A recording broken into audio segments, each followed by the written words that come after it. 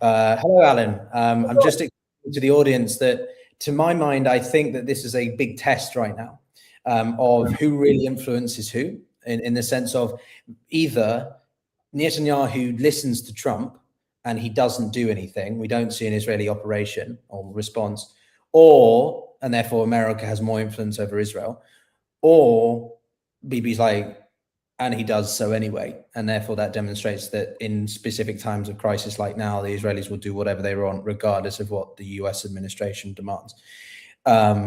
Obviously, there's a lot more to it than that. I'm sure you have more thoughts, but yeah, welcome to the show. Firstly, what do you think about the situation?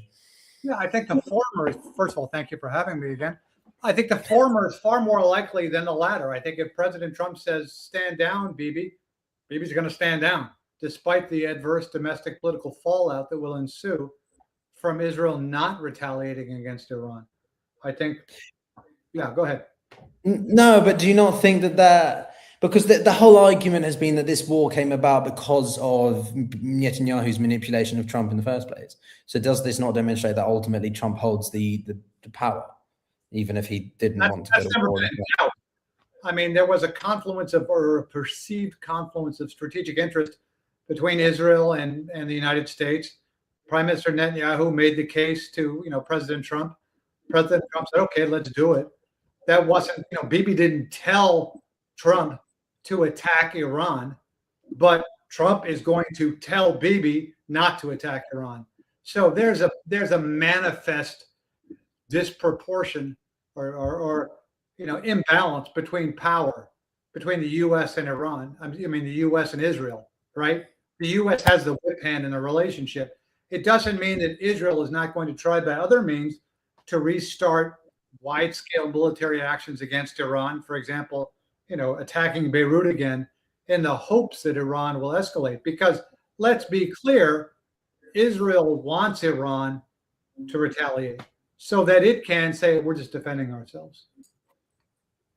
Yeah, I mean, I've always been on the fence about just how much influence the Israelis have over America. I mean, I'm not going to go down the rabbit hole of sort of AIPAC or whatever the conspiracy theorists are. Obviously, there's a lot of Israeli influence because of legacy and control of companies or whatever. But like to sort of say that the US is entirely run by some sort of deep state of Israeli-minded individuals is obviously a bit extreme to me. But like just for the audience's sort of to bring us up to speed, Alan, like what is the situation? So the IDS said that the IRGC had shot a bunch of missiles towards different parts of the country in response to Israel's operations in Lebanon. Is that largely the gist of it?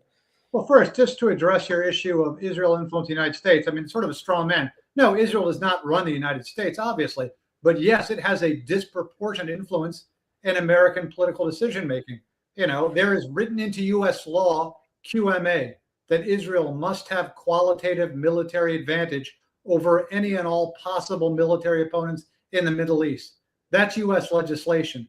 You've got the House majority and minority leaders, you've got senators and Congress people all saying nothing is more important than the strategic defense of Israel. You've got a clause in this year's NDAA, National Defense Authorization Act, that tries to merge, to an extent, Israeli and U.S. defense cooperation or defense purchases or whatever. So Israel has a massive influence on U.S. International relations. And, again, that's not conspiracy theory. That's a demonstrated fact. In terms of what's going on now, yeah, Israel wants to restart the war. It also wants to maintain pressure against Hezbollah. So it is, despite its assurances that it wouldn't, Beirut, the Dahia region, contrary to what they'd agreed to in the ceasefire. So Iran, which again sees the U.S. and Israel still as united in seeking to put more and more pressure on Iran and Hezbollah, responds disproportionately, okay? Because they want to establish escalation dominance. They're not scared of a restart of military hostilities, right? They've taken our best shot. So they need to reestablish escalation dominance or at least strategic deterrence. So yes, they respond against Israel. And President Trump now tells Israel to stand down because President Trump wisely needs to preserve some semblance of a ceasefire to allow time and breathing space for an agreement, a phase one agreement. So that's where So, we are. no, I mean, of course, it makes sense, but like from your experience of dealing with this whole region, when you look at the situation of Israel's operations in Lebanon, I think we haven't spoken for a little bit since they really got into a new phase. Mhm. Like, is it going well? Because it doesn't strike me as though they're really achieving their preferred objectives right now, which is No, obviously the they're miring themselves in the same quagmire they did before. Much like the U.S. and Iran, I think it unlikely Israel can achieve strategically what it needs to in southern Lebanon militarily. But again, they see Hezbollah as part of a larger existential threat headed by Iran, and they want to solve that militarily. So they need to, in their eyes, continue the fight against Hezbollah. The war against Iran is popular in Israel. The war against Hezbollah is popular in Israel. Netanyahu is running for re-election, or will be, later this year. And it was politically toxic for him to not continue the war against Hezbollah in southern Lebanon. He wants to establish facts on the ground, even though perhaps he realizes intellectually that disarming Hezbollah is not possible. He's going to try. So right now, we saw in the past 20 minutes that Trump said he's going to call Bibi. He's going to tell him not to respond. He said this to Axios and Channel 12, I think. Yeah, Barak Ravid. I'm just looking on X here. Yeah, very close to striking a deal with Iran to permanently end this war. I think we've been very close to a deal about 6 weeks from now. I think it's almost like a weekly anniversary at this point, Alan. Every Sunday night, he just says we're very close, and it's sort of like a routine, the same as going to have a sauna and a sort of massage on a Sunday or something. But do you think what do you think the conversation would be if Trump is ringing him up? Bibi must be absolutely seething and wanting to revenge, right? But Trump's not going to let him.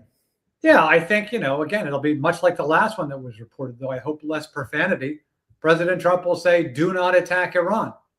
And President Netanyahu will say, I disagree. We still have this threat. They're not going away. You're not going to get a nuclear deal. We need to solve this militarily. President Trump will say, stand down. I'm close to a deal. Now, we are close to a deal, but a deal is like accelerating mass toward the speed of light. The closer you get, the harder it is. So we're close to a deal means we don't have a deal, which means the same intractable issues are still there. Now, we could probably get a phase one deal because all it is an MOU, a page or two, filled with platitudes and ambiguity that sets the stage for future negotiations that will never happen. So we could be close to a deal. I hope we're close to a deal. But that deal will essentially do, at best, two things. Extend the ceasefire and move toward opening the Strait of Hormuz in exchange for lifting the naval blockade on Iranian ports. Well, we've had Ross on, or Ross Harrison. We've had Aaron David Miller yesterday. We've had plenty of experts and very, very insightful individuals. And one of the reoccurring themes, well, of course, you're amongst the top of the crop, Alan, but what the reoccurring theme is, apart from threshold or whatever, is horizontal and vertical escalation, up the escalation ladder, the escalation trap, all these buzzwords that I think sometimes get a little bit too carried away. In this context, what does this represent to you? Is this an escalation of some form, or it's just a flashpoint and it's not going to go anywhere because the Israelis won't respond? Or you think? In physics, again, I'll continue my physics similes. It's Brownian motion. It's all ceasefires are intrinsically unstable, especially when there's no corresponding viable political process ongoing. So you've got a ceasefire that's unstable, even more so than normally, because you don't just have two sides. If it were just Iran and the United States, this ceasefire would be more stable. But it's the United States, Iran, and Israel, and it's on two fronts. It's, Iran, the Persian Gulf, Strait of Hormuz, and there's obviously, conflagrations there. And then it's Lebanon, which Iran has successfully incorporated as part of the war against Iran, right? We lost that battle. So and then you take the fact that Israel wants to violate the ceasefire. Israel wants to continue military attacks. So you've got a three-body problem where one of the bodies doesn't like the ceasefire, wish it had never happened, and wants to continue military attacks. So this ceasefire is tremendously unstable.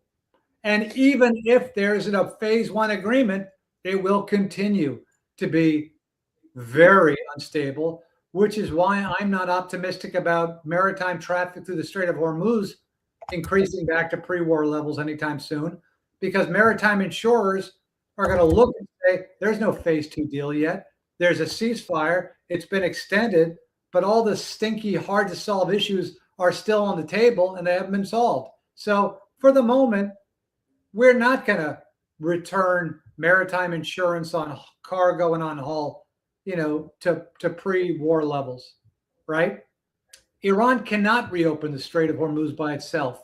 It can close it by itself, but 1,000 individual decisions of people who own vessels, who insure vessels, who serve on the crew in vessels, their collective decisions is what's going to be what either opens the strait or keep it constricted. And I think the latter is far more likely. Well, you've had plenty of experience. I'm also in touch with another person who we were going to stream on. I don't know if you'd be game to have I don't know if you're familiar with her, Alia Brahimi. She's a non-resident fellow at the Atlantic Council, but she might join us in 10 minutes, if that's all right with you. We could have a little... I don't know her, but happy to... Have a little brief discussion, and then I can let you go on your way and we can stay on. No, as you wish. But yeah, because I asked Alia if she would be down for it. She's in London. So yeah, she's going to join us in about 15 minutes, and then we can have a little back and forth maybe. And then you'll probably would have reached your saturation point and be like, okay, I want the rest of my day off now. But yeah, no, so just to on this point then, when it comes to negotiating deals and obviously all these frameworks, you are uniquely positioned with your experience on the JCPOA. So can you explain to me and the audience what an MOU really is? Because as far as I can understand, it's largely just a framework of agreement, right? We agree that we will work harder on some stuff, but that's about it. There's very little substance to it. It's just an MOU is to an agreement what a first date is to marriage. Okay. Oh, you didn't continue with the physics analogies there, Alex. I was an English major, so I ran out of expertise on physics. So yeah, an MOU is two people in high school winking across a cafeteria. Okay. But it's a declaration of intention. That's all it is. Okay. So it's a good thing. It's a necessary but not sufficient condition for an agreement. When we were doing the JCPOA, before the JCPOA was the JPOA, right? A bunch of U.S. negotiators meeting clandestinely, and it's subsequently been revealed, so I'm not disclosing classified information, with the Iranians and Oman, came up with the framework of an interim agreement, fed that into the P5+1 multilateral nuclear negotiating process. Everyone said yes. So you had the JCPOA. You had a structure, an exoskeleton of an agreement that gave Iran some limited sanctions relief in exchange for continuing the process and in exchange for initial restrictions on their nuclear program. And that, as a confidence building measure and as a framework led to the JCPOA, a year or so later. So that's what this would do. Now, unfortunately, as far as I know, though I could be wrong, there hasn't been extensive bilateral, secret, one-to-one communications between the U.S. and Iran that to build a framework. They made a big story yesterday that Kushner and Witkoff went down to Tennessee to meet with nuclear experts. Why is that? That should have happened day one, right? we're just drawing experts into the nuclear negotiations now. I hope that's not the case.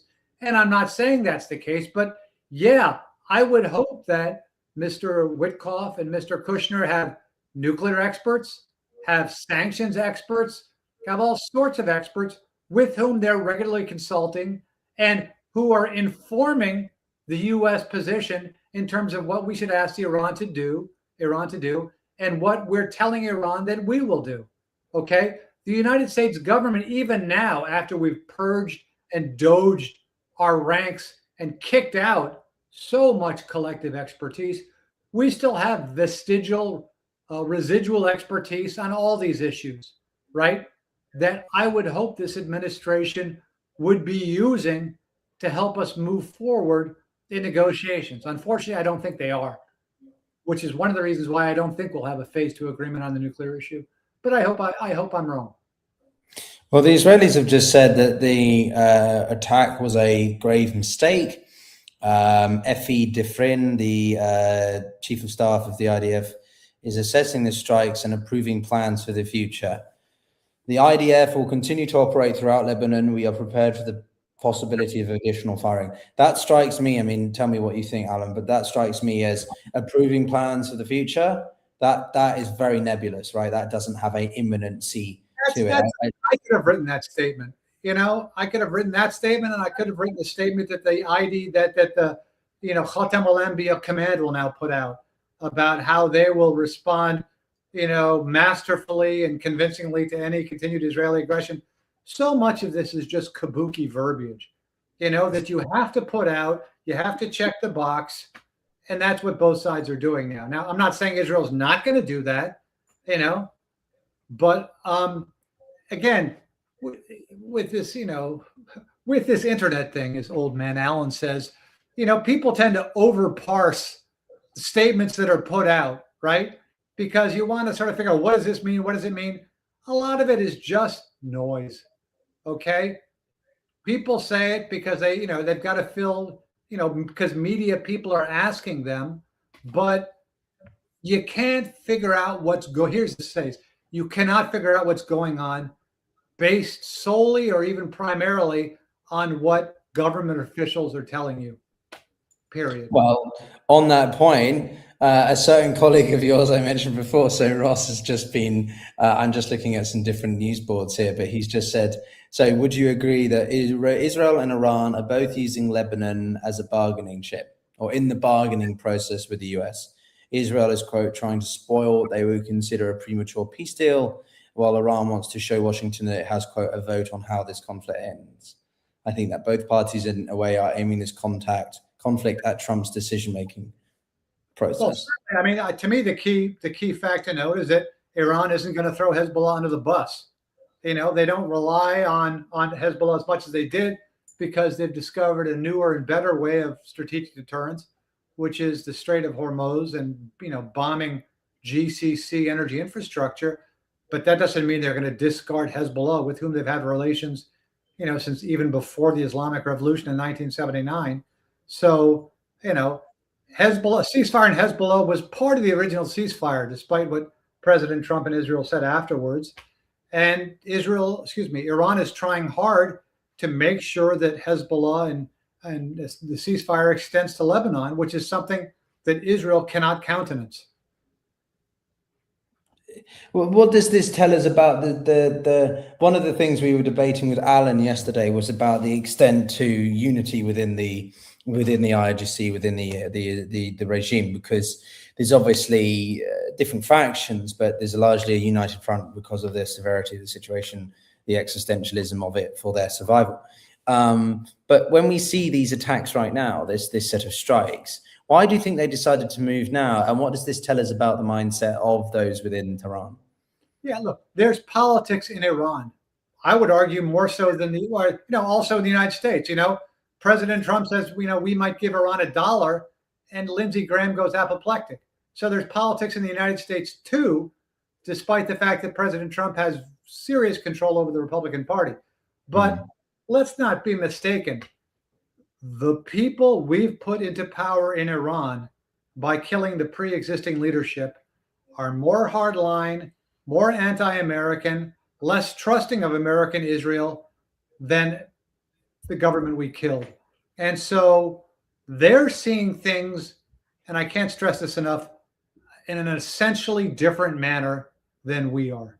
Okay? They don't trust President Trump. They don't trust Israel. They think, regardless of whatever accommodation can be reached with Israel or with the United States, this war will continue. The ceasefire might last months or years, but when the bombs stop, they will remain on a wartime footing. They will reconstitute their defense industrial base. They will rebuild their missiles and their drones. They could well actually begin to build or try to build a nuclear weapon. So we have put a bellicose, militaristic, distrustful leadership in Iran, and we're going to have to deal with them for the foreseeable future. Well, it's just a police state, isn't it? It's a security state. That's what Iran has become. It's a not necessarily, because that also, yeah, I mean, it's certainly not an ideological, pan-Islamic, we want to spread Islam state. It's become a nationalist, security state run by the military.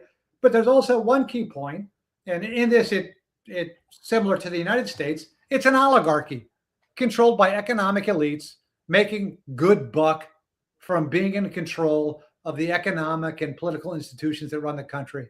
Okay, this is one of the reasons why the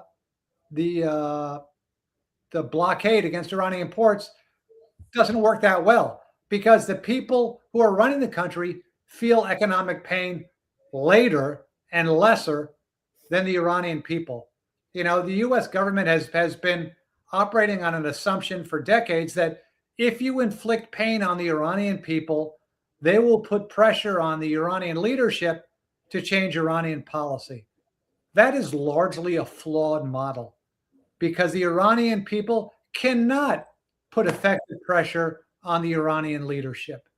Not only is it a flawed model, but by the sanctions regime, yes, we've given Iran far less money, but the money that still trickles into Iran goes into the pockets of the IRGC, who control the ports, who control the airplanes, who control the key industries, who can make money off of differential exchange rates. When Iran starts rebuilding, when this war is over, what companies will be rebuilding? IRGC companies. So this is where we are right now. So, but then what does this tell us about okay, I'll put it this way. So we haven't spoken for a while, and actually there was another update statement that I hadn't seen. So I just want your reaction to this. Maybe I'm sure you reacted to it earlier on where you were, but the IRG have said that this attack marks the beginning of, quote, a full week of continuous strikes. Is that just war of words? And as you said, it's more a noise, or is there some truth to that? And it could come at any time in different ways, levels of intensity, etc. My informed answer is I don't know. But here's the one difference. The IRGC has always talked trash, right? I mean, this is just what they do. The difference now is that they mean it, and they're far more likely to execute what they say. Because, again, and we might have talked about this earlier, after the 12, they think strategically, the IRGC thinks we messed up. When President Trump killed Qasem Soleimani, we gave this performative, anemic response. We lobbed a couple of missiles after telling them we were going to lob missiles. And so the U.S. and Iran and the Iranian mindset became emboldened. I mean, the U.S. and Israel, they're like, well, look, Iran's not going to do anything, right? So we're going to be even more aggressive. So what Iran is trying to do, and what it's been trying to do since February 28th, is respond excessively. Not just target Israel, target GCC countries, So this works now because the big stick we had, you'd better stop Iran or we're going to attack you, we lost that stick. Okay? We've attacked Iran. They didn't take the best we could give, because we could do even more damage, and we might well do it.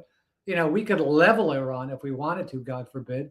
So I'm not saying that Iran has taken the U.S.'s best shot, but without significant escalation, wiping out their desal centers, wiping out their ability to generate and transmit electricity, doing stuff like that. They've taken an attack by the most powerful military in world history and Israel, right? So what are they going to worry about, right? They're in a fight for their life, okay? They've taken serious attacks by the U.S.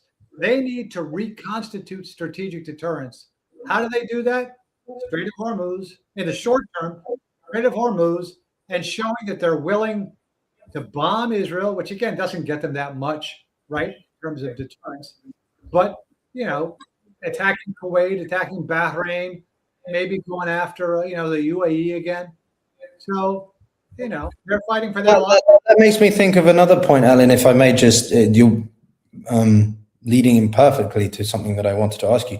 As I say, it's been quite a while since we spoke, I think, last time, and something that's really come to my mind, and maybe I'm overanalyzing it in your opinion, but I think that this has been one of the most useful events for providing the Iranians with strategic clarity, simply in the sense that for so long they always thought that the nuclear option was the nuclear bomb. Their biggest deterrent mechanism was a nuclear weapon. But actually, it's Strait of Hormuz. It's really given them a clearer than ever sense that their biggest escalation point is just purely geography, and that the amount of pressure, for one specific reason, and then you're welcome to, which is simply, what is the US? It has the exorbitant privilege and duty of the global economy. And because of that exorbitant duty, it disproportionately affects the US economy over the long term. Of course, it's not going to hurt it right now, but I think the Iranians think that they can exacerbate that even more than the Americans thought they could. You don't see it like that? I do, but let's not downplay the cost. Yes, they can close the Strait of Hormuz, but again, it's closed for them also, or even with our blockade of Iranian ports, it's largely closed for them also.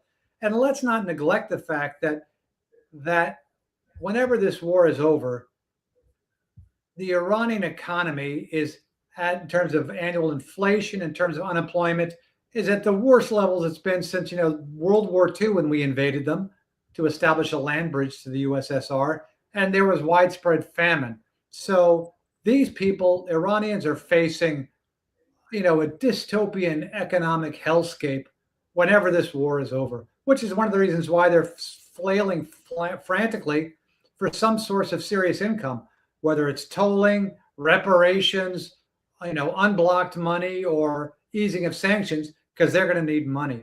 So yeah, they have strategic leverage over us because they're able and willing to take a lot more economic pain and physical destruction than we are.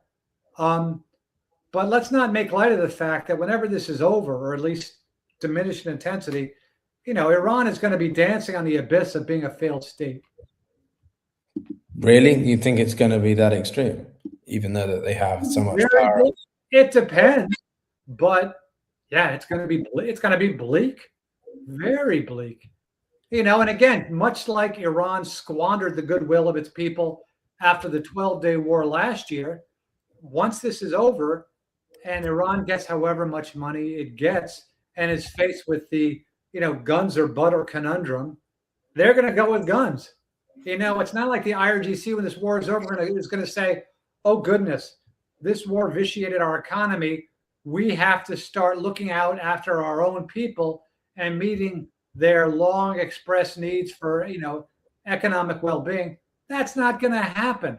They will, as they've always done, route money toward the economic elites first and foremost, throw some subsidies, if they can, to everyone else, and focus on, rockets, missiles, stuff like that.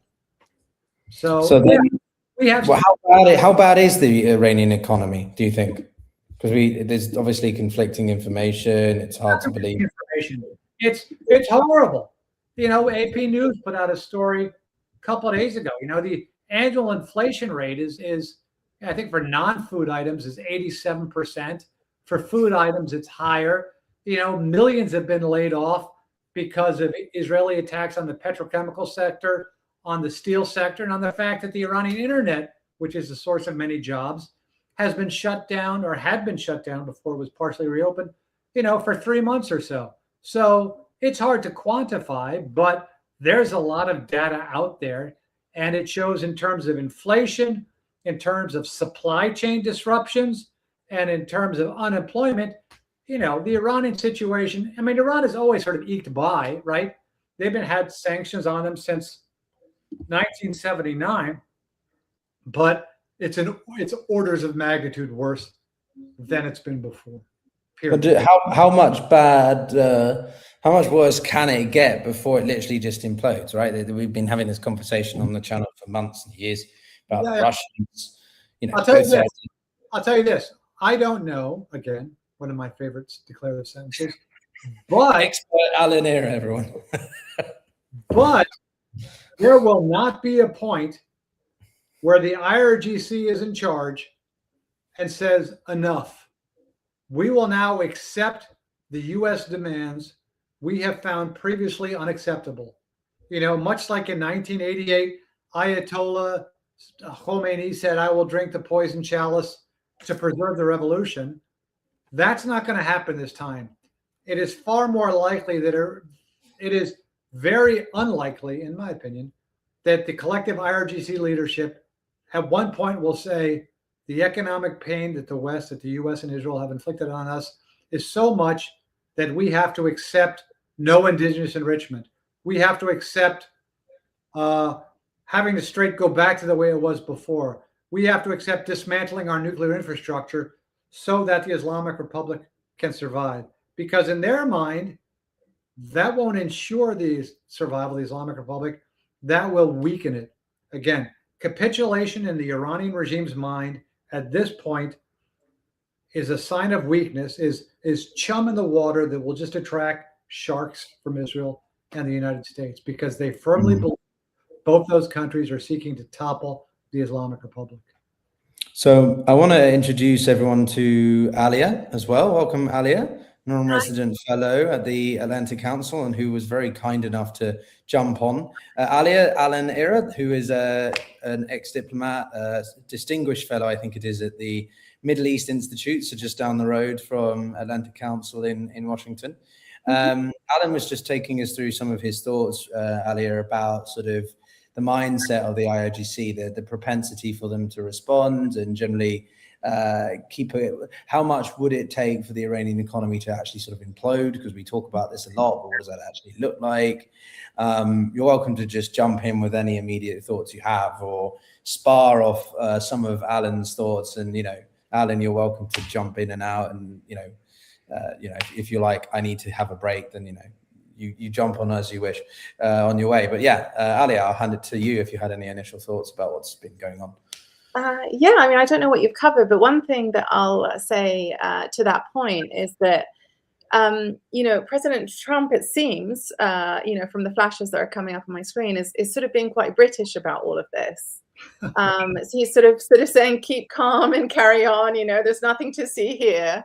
And both he and Hegseth have sort of, they've been saying we're close to a deal. They've been saying that all day. So this is just underlining, I think, how much they want it, and that they're seeking to kind of play defense in a way, which I think is such an extraordinary kind of meta moment when you think that they, basically started all of this, to be honest. And now, as predicted, as we all predicted, Alan as well, I'm sure, they want out. But one, this isn't a game. And I think no matter how many Department of War videos represented as such, obviously it's not. And two, this is the Middle East. This is the IRGC, no less. They are champions at the long game. And actually, I grew up in Bahrain, and my mother, when she rang some family friends to check in on them a few weeks ago, typical of Gulfies, they responded with a joke. And they said, Trump expects the Iranis to surrender in 2 days when it takes them 12 years to stitch a carpet. And I think that geopolitically as well, the regime in Tehran, they savor the long game.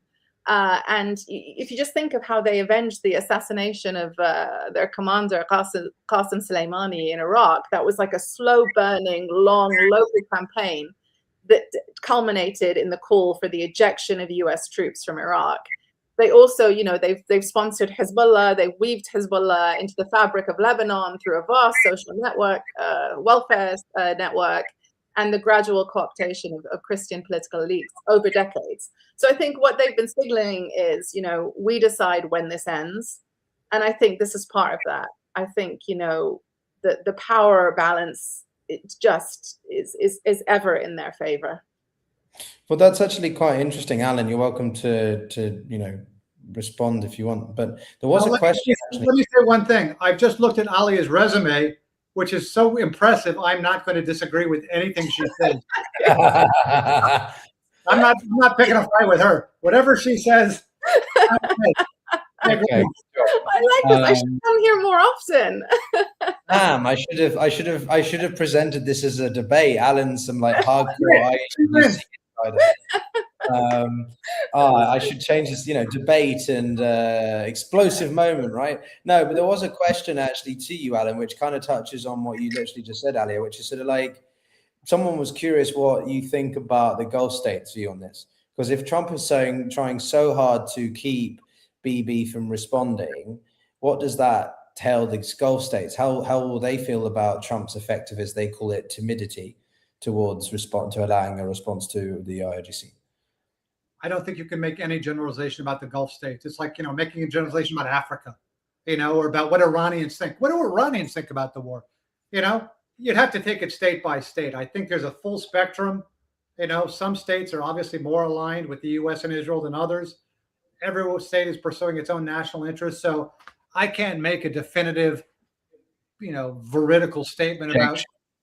Yeah. I mean, I think they all want the war to stop, and they're all terrified about, a bellicose, truculent, and rearmed Iran once the war stops.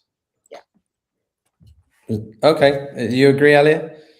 Yeah, no, I do. I think I agree on the initial sentiment, which is. Have you looked up Alan's resume? You're not going to question Alan now, are you? No, because I already know it. More like a tweet than a resume, for God's sake. No, he's notorious. No, but I think it's a fair point, especially given the divergence of the Emiratis to the Saudis now. I mean, what we're seeing happen with the broader Gulf states,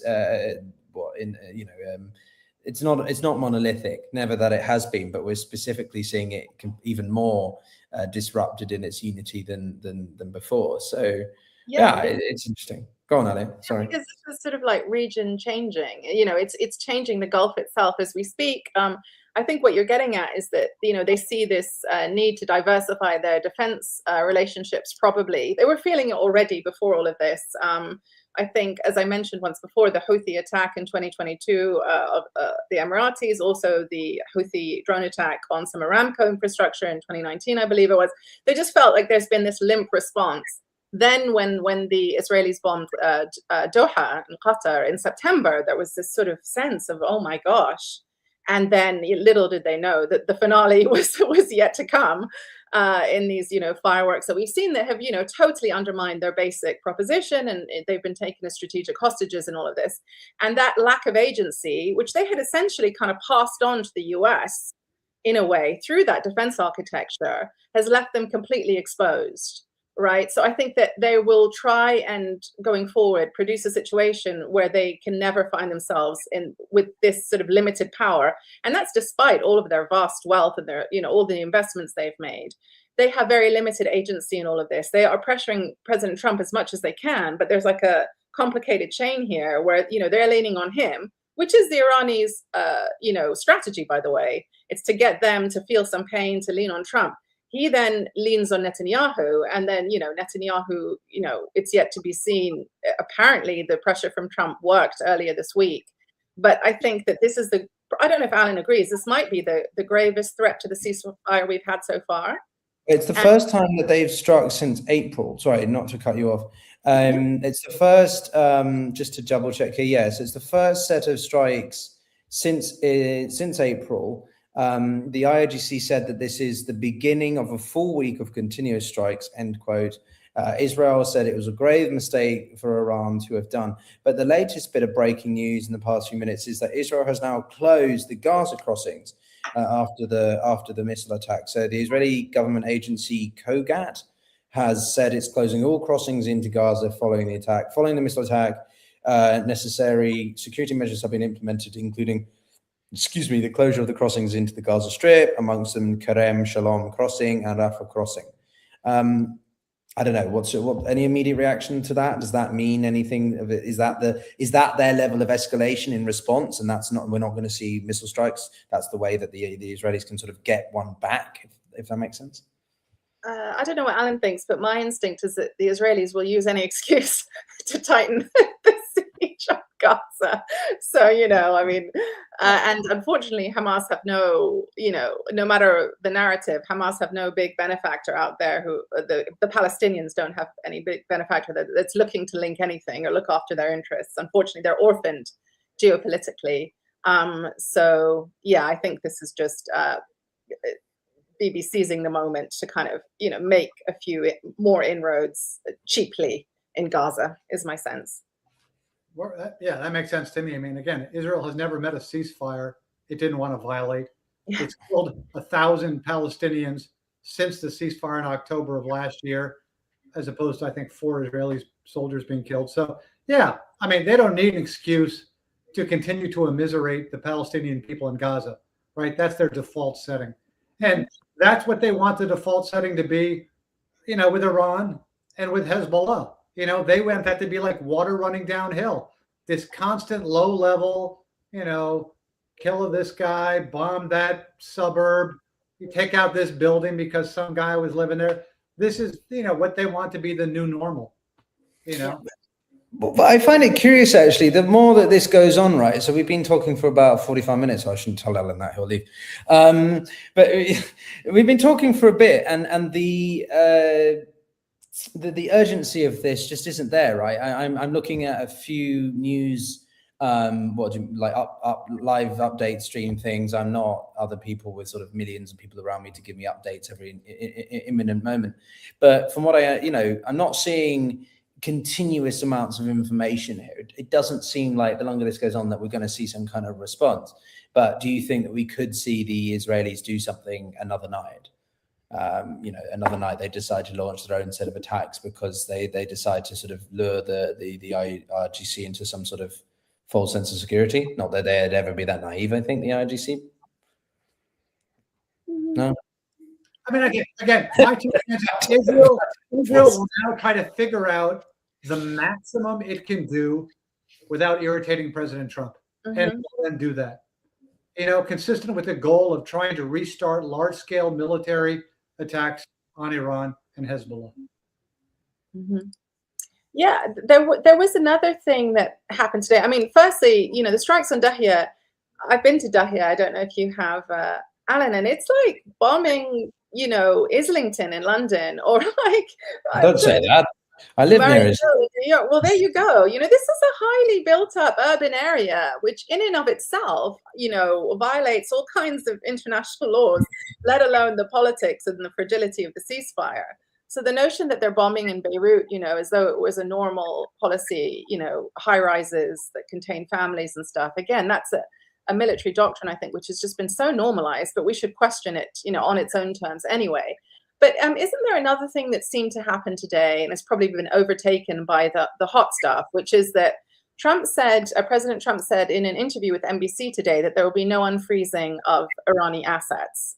But we know that this is a condition for Iran. They've made that very clear over and over again. And it also has to be handled very delicately by the Trump administration, because this is exactly what they criticized, the Obama deal for. So we had this kind of escalation on the Lebanese front, and this kind of this strange foxtrot that's been on repeat in the Gulf, where the Iranians are saying, show me the money to open the strait. And Trump probably really, really wants to, but he feels like, optically and politically, he can't. I don't know what you think about Alan. That's exactly right. I mean, the broad parameters of a phase 1 deal are obvious, which is, Iran says the strait is open, though it's not. It's under Iranian management. And the lifting of the naval blockade. The problem is that, well, there's lots of problems. One of them is that Iran, as you said, wants money, and isn't going to wait for a phase 2 agreement for money because they know the phase 2 agreement will never happen. Yeah. And President Trump needs some sort of statement in the MOU that allows him to say better deal nuclear than Obama. And Iran has said they don't want to make any nuclear concessions in phase 1. They want to keep it strictly, Hormuz for lifting the blockade. Whereas, again, President Trump wants some sort of at least ambiguous, amorphous resolution of the HEU issue, which Iran is not going to do because that's one of the chips it has. So, yeah, I mean, that's the dynamic. And again, and so while that's happening, this stasis, you've got this unstable ceasefire that wants to be broken by Israel. So, yeah, it's an incredibly unstable, dynamic situation.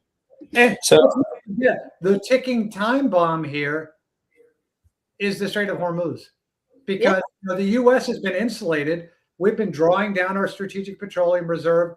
There's been some demand destruction, but not a lot. The contagion has happened in Asia, Africa, Europe, but it hasn't hit U.S. shores other than the price of gasoline going up, right? Mm-hmm. But financial markets have been surprisingly obtuse in terms of reading the writing on the wall. That's going to change in a couple of weeks, right? So the pain, capital P, starts hitting the U.S. economy. So there's a couple of things here. So the US, well, Trump and Bibi just got off the phone call about 5-6 minutes ago. Mm-hmm. And the latest is that Netanyahu is now apparently holding talks with senior military leaders. Flights have also been suspended at Tehran airport. It's closed all its airspace in the western part of the country, so the first half, the western half. As I don't know, what is to you guys with your regional expertise? What does that mean? Does that mean imminent response from Israel, or are they going to think about it? They're going to think of options for the next few days, or he's just like, screw it. I spoke to Trump. I've told him why we must do this. And Trump's like, okay, fine. One set of strikes and then go back to ceasefire. I don't think he'd take that risk, would he? Well, I'll just say that I think airspaces have been closing across the region all evening, kind of like preemptively. I think every country has been closing them. Just what Alan said before, I think what's so extraordinary is how, and I'll let Alan answer the immediate question, but the nuclear material, the enriched uranium, how far off the agenda it currently is, and how we've got a couple of intermediate steps, right? So we have the closure of the Strait of Hormuz, which presents this kind of emergency that's impacting the global economy, and there is this kind of block, for everything. But then now we have the situation heating up in Lebanon. So it's like Lebanon, intermediate Hormuz, and then, highly enriched uranium all the way down. Whereas when you think about the rationale, to the extent we were provided with the rationale for this, nuclear weapons were front and center. And I think it's just, emblematic of the fact that, as we warned, as happened in the Iraq war, the second order effects that you can't necessarily predict, although many people foresaw, tend to flood the zone and take over. And this is exactly what's happening. So that, as each week goes on, new dynamics are introduced. And then the protagonists, certainly on the American side, have less and less control. And of course, the Iranis will always have that greater degree of control by virtue of being in the region, of being masterful, of ostensibly defending themselves and their interests at home. So they're always going to have that advantage. But I'll let Alan answer the question about the implications of closed airspace and whether... You're exactly right, Aaliyah. And this will have to be my last comment because I do have to run now. My apologies. I'm just too intimidated, so I'm going to leave and let that narrative, Alan. Here's how I see it. When we did the JCPOA in 2015, we had one issue. We had the nuclear issue at a relatively rudimentary stage of the Iranian, not a relatively rudimentary stage. They had an industrial nuclear program. It was resilient. It was spread out. It was redundant. The U.S. waited far too long to deal with the Iranian nuclear problem, much like we did with North Korea, because that's what we do. We wait until it's an above-the-fold story in the newspaper, and then we're like, okay, shoot, we got to deal with it. But still, it was relatively easy. Iran's nuclear program now is far more advanced. You know, they've got 60% HEU. They have, you know, they don't trust us. They've got a new militarized leadership that's far less user friendly. So that makes it harder. You've got the Strait of Hormuz, right? You've had the fact that they've been attacked twice militarily in the last year, and you've got Lebanon. So the issues on the plate right now are orders of magnitude more complex than President Obama had. And this U.S. administration, and it pains me to say this, and I don't say it as any sort of partisan, because I've worked for every president to include, you know, Reagan. This administration is manifestly incompetent when it comes to diplomacy. They don't like doing it. They're not good at it. They don't have the strategic patience. That might change. We all saw that, you know, Kushner and Witkoff went down to Tennessee to meet with actual nuclear experts. Yeah. Great. So maybe I'm wrong. I hope I'm wrong. And I hope the US government is using the substantial, vestigial, collective expertise it has to try to figure out how to solve not just one Rubik's Cube, but all these Rubik's Cubes at the same time. Unfortunately, I think it unlikely. I think the US administration, in addition to not using expertise, tends to self-sabotage because it has no strategic messaging discipline. And President Trump says stuff that makes it harder. Or, you know, the Secretary of the Treasury saying, not only are we not going to give Iran money, we're going to use Iran's money to rebuild the GCC infrastructure that Iran destroyed. Yeah. Is that a new policy position, or is that just Secretary Bessent talking trash? I don't. So, anyway, Alan, before you go, can I grab your quick take on one quick? I'm sure you're familiar with the journalist Gideon Levy, but he basically said that the region faces two scenarios from here: either a return to a ceasefire or a return to all-out conflict. Which do you think it's going to go?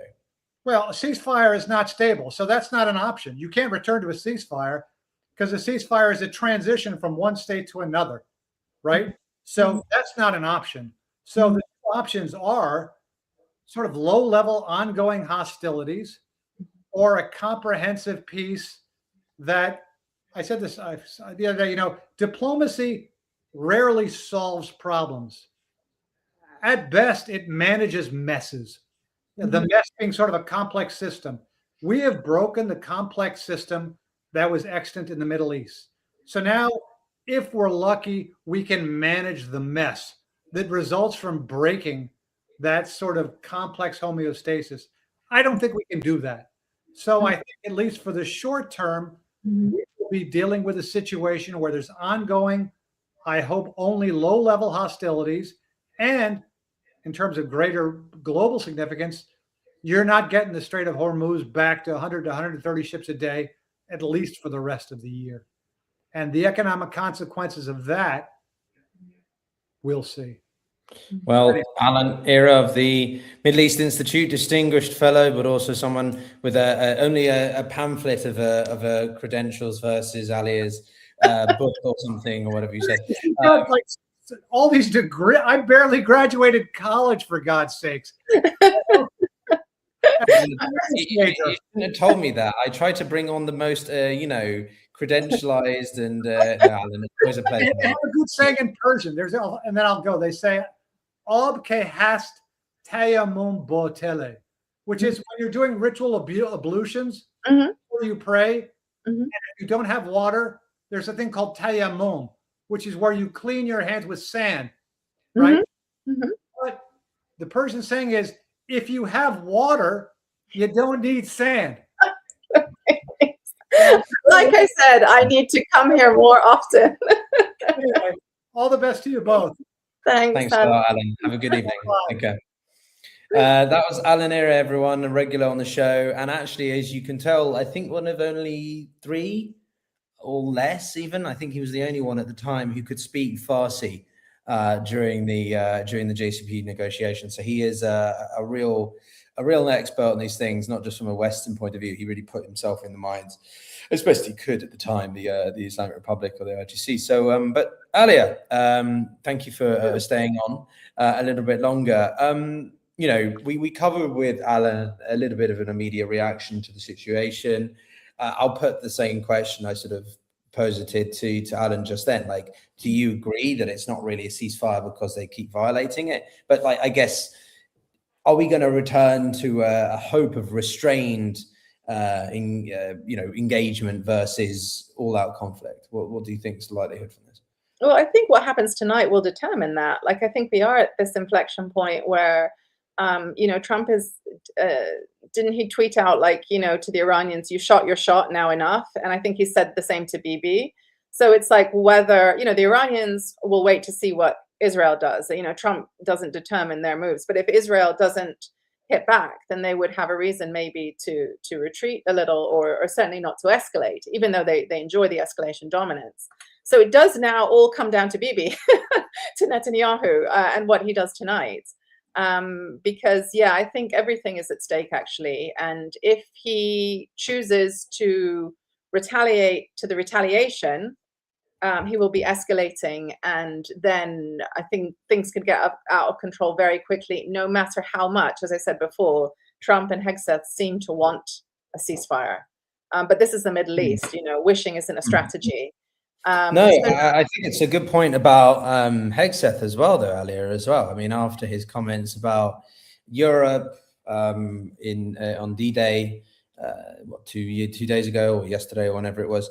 I think it's really interesting. And I think it's this level of depth of analysis, which is why it was interesting to have the both of you back and forth, because you have a certain degree of professional experience, regional experience, empirical experience on the ground that I don't. A lot of people watching might not. So and with that in mind, I mean, people, if they're interested in that sort of stuff, you like these kinds of in-depth conversations, then you should definitely subscribe, because we'll be sure to have Alan and Alia back for this sort of, hoping in a more positive light. But if you like that sort of thing, then like the video and subscribe. But anyway, my small CTA aside, Alia, I'm just seeing here, actually, there's a couple more bits of news. So Trump said to Axios in the past few minutes, he said that I don't want a final deal with Iran to blow up, great choice of words as always, because of what is happening.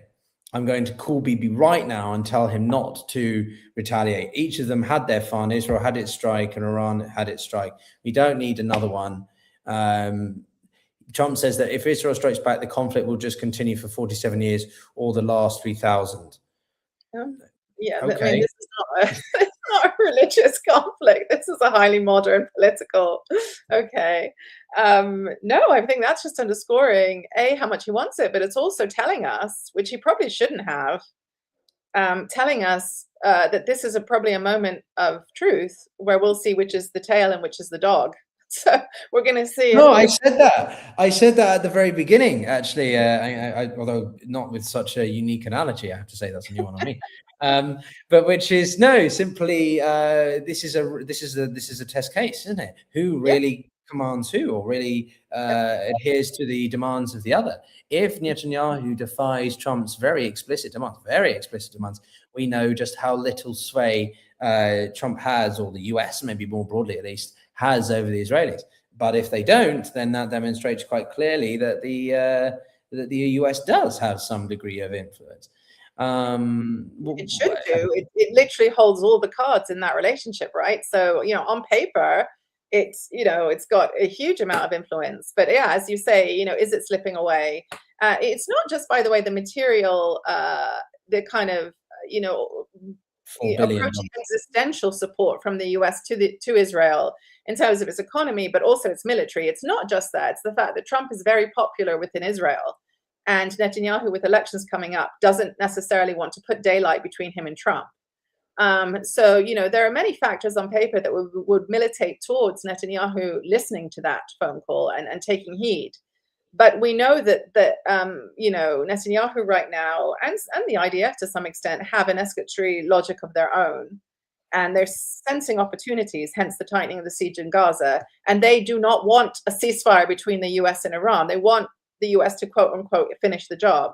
So this might be an opportunity for them, if they feel that the relationship is beyond repair, that they're willing to throw it away in a sense, certainly Netanyahu, that they might sort of go rogue, no pun intended, and maybe, take his advice with a pinch of salt. I think that there is this impulse there that we probably haven't seen enough gumption before for it to exist, but it certainly does in this current setup within Israel. So to the extent that it's a question of whether he will or will not take heed, because as I said, on paper, he should. No, so the Israelis have, the IDF, just to your point, have said in the past few minutes as well, they will strike the enemy as soon as the order is given. So that was the military chief or general staff conducting a situational assessment. Lieutenant General Eyal Zamir vows the country will strike the enemy with determination. So it's all dependent on the political now. The military arm is ready to go. They're chomping at the bit. They've probably closed these areas of Gaza or entrance because that's what they can do, maybe without needing political sort of green light. I don't know if that would be the case. No one gives a shit about Gaza, unfortunately. Yeah, it's barely even tied to any of this, unfortunately. As we say, it's just an opportunity for them to, kick them and take more ground. But go on. No, that was largely just. I'm just wondering if there is any political restraint that exists over Gaza, but clearly not. And frankly, given the people that are in that government, I don't know why I even asked that question. Well, people turned away. Trump turned away a long time ago. So yeah, I think that they've been left to their fate currently, certainly. But I think Lebanon, the Lebanon dynamic is a really determinative one, because not just of Hezbollah's power and the fact it's a neighboring state for Israel, but because what's happening in Lebanon is really significant for Lebanon as a country and as a society. The Lebanese president, Joseph Aoun, gave an interview. I don't know if you saw it on Amanpour the other day. I think it was on Friday. And the headline that kind of emerged from that and that dominated was that he was asked about the Irani statement that decried the peace talks between Israel and the Lebanese government.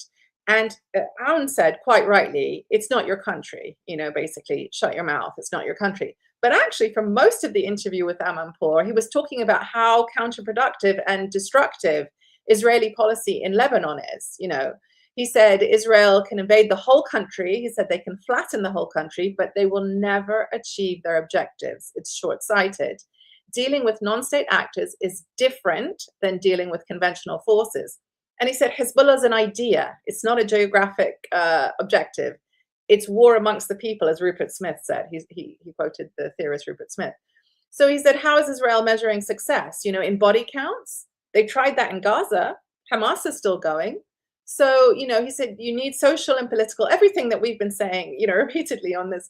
You need social, political, and economic measures. That's 90% of it. And Hezbollah can only be dealt with domestically. They don't need Israel to keep doing this and to keep reinforcing the reasons for its existence and the reasons that it gives that it needs to keep its arms. So, he was basically saying what I was saying in the last live, that there's absolutely no military solution to the Hezbollah problem. And Israel's violence against Lebanon's sovereignty certainly doesn't move the needle forward for anyone. It just weakens the Lebanese armed forces. It reinforces Hezbollah's reason for existing. And by the way, the IDF has bombed the Laf in southern Lebanon as well. So the whole thing is really, it's a circus. And I think that Lebanon in and of itself, the escalation there could kind of like have, shrapnel, geopolitical shrapnel for the whole region, just within Lebanon if this keeps going. But again, the Israelis don't seem to care because they want these states to be inherently weak and destruction serves their current geopolitical agenda. Yeah, I mean, look, it's a challenging one because we're educated in the West or in the media or in certain ways to be very careful. Sorry, my chair is getting stuck on my desk here.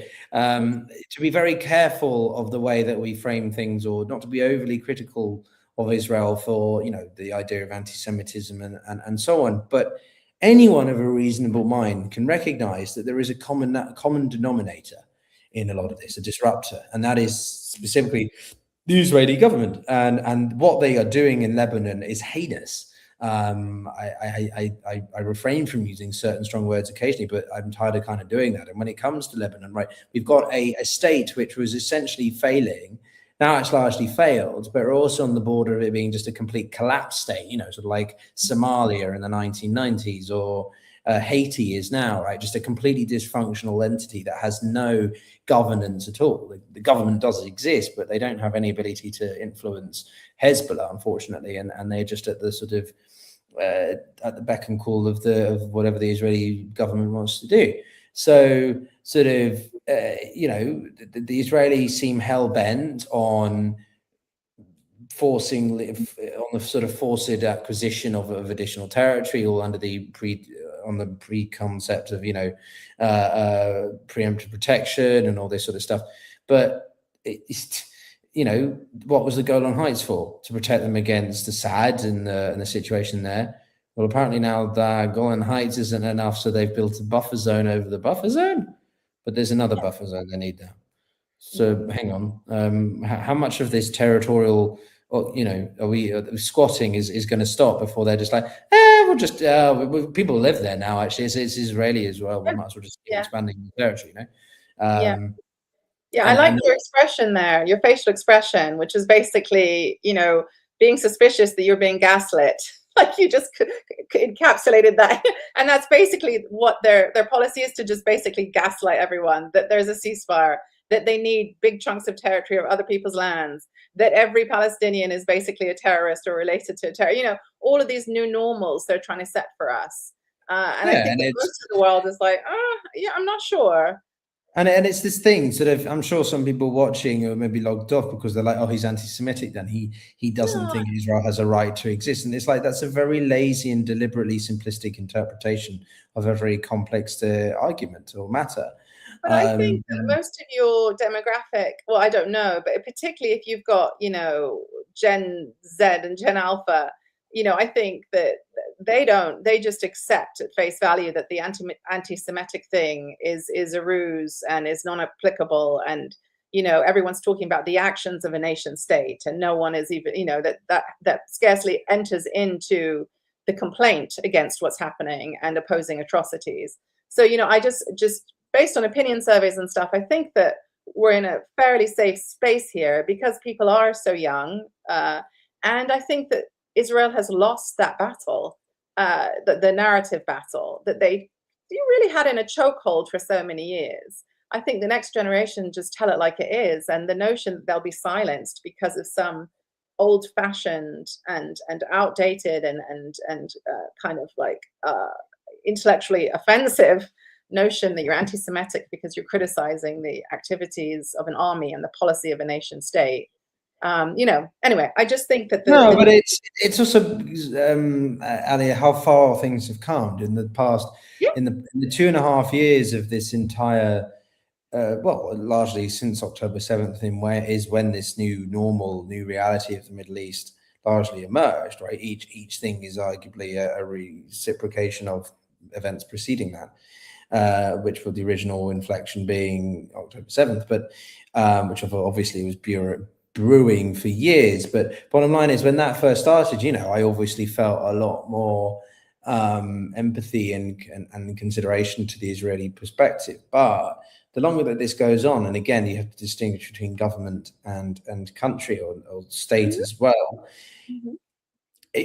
It's continual, like the disturbances. Like the Iranians say that they're responding to what the Israelis were doing in Lebanon earlier, and despite them seeking a ceasefire or peace deal or whatever in Washington last week with the Lebanese, they still continue to bomb. They still continue to strike. So it's sort of like, okay, so they're not helping themselves. So sort of, are you genuinely seeking peace, or it's just sort of you're trying to, and ultimately, I'll land with this point simply is that you can see that the overarching perspective to the situation in the world has so fundamentally changed. When October 7th happened, there was a real, Israel has a right to defend itself, and we need to do more to prevent the terroristic acts and or whatever of Hezbollah or other proxies. But the overwhelming majority of the international community is now like, okay, Israel, seriously, like Netanyahu and everyone, like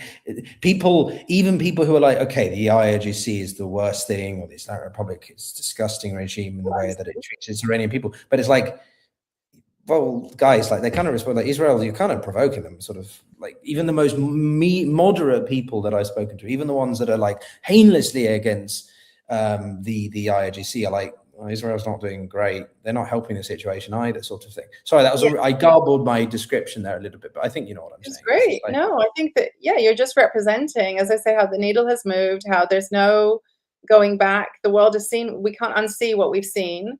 And it's something that, you know, in the Middle East, we've been saying for many years is you know, the dehumanization is so pervasive.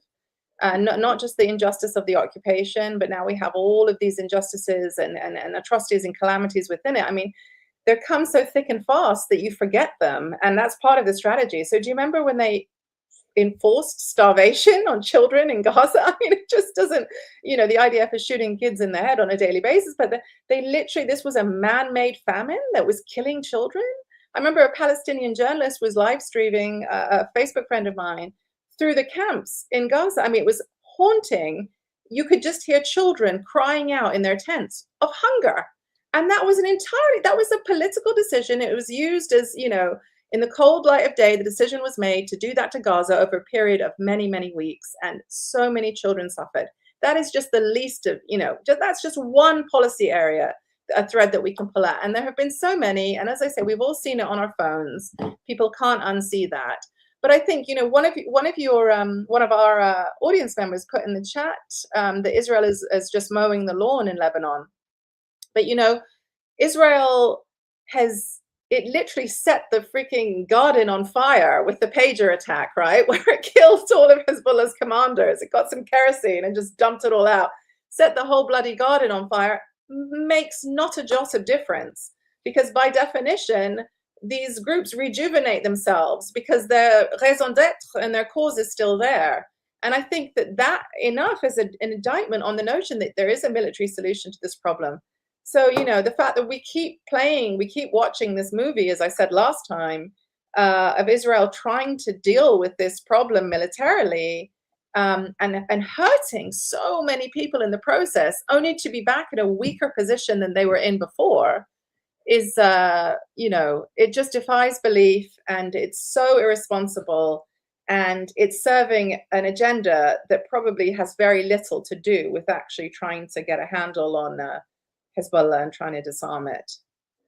No, and you know, as I say, I'm checking various. Wow, the British Foreign Secretary has said that both sides must show restraint and de-escalate.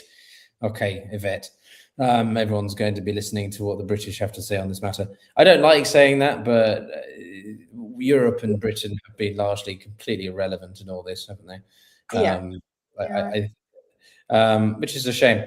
But Alia, I mean, I've got another stream actually just after this. So I guess the last thing I'd ask you, simply before maybe we wrap everyone, we're going to be joined by Larry Johnson on this next one, but I'm going to start a new stream just because I think Alia probably needs a break and deserves it. She actually was going to go to sleep, and then I managed to persuade her to come out of bed to join us for this sort of late night stream. So Alia, I really appreciate it. I wanted to give you, you know, final thoughts on what we've seen tonight, and maybe, you know, hopefully we can maybe reconvene on Wednesday. We seem to stream on Wednesdays. Maybe we should make that a weekly thing, if you're interested. Oh, do we? Okay, yeah. Has that been the pattern? I see someone saying this Alia is such a bullshitter. So maybe I should have stayed in bed. Oh, I'll kick them out. No, it's okay. But yeah, maybe I should have stayed in bed. No, I'm just, I think that I would just point to, you know, it's a breaking story. There isn't a huge amount to add, apart from the fact that what Netanyahu decides to do tonight, I think, will be hugely determining, not just in terms of what happens in Lebanon, but in terms of the fate of the ceasefire with Iran. And that the whole region will be on tenterhooks tonight because the Gulf states cannot, you know, they're at their wits' end. They can't take another barrage. They can't take any more of this. And they will be leaning on Trump, who will be leaning on Netanyahu. So the question is tonight whether that modus operandi for restraint is actually will work, or will it be a busted flush?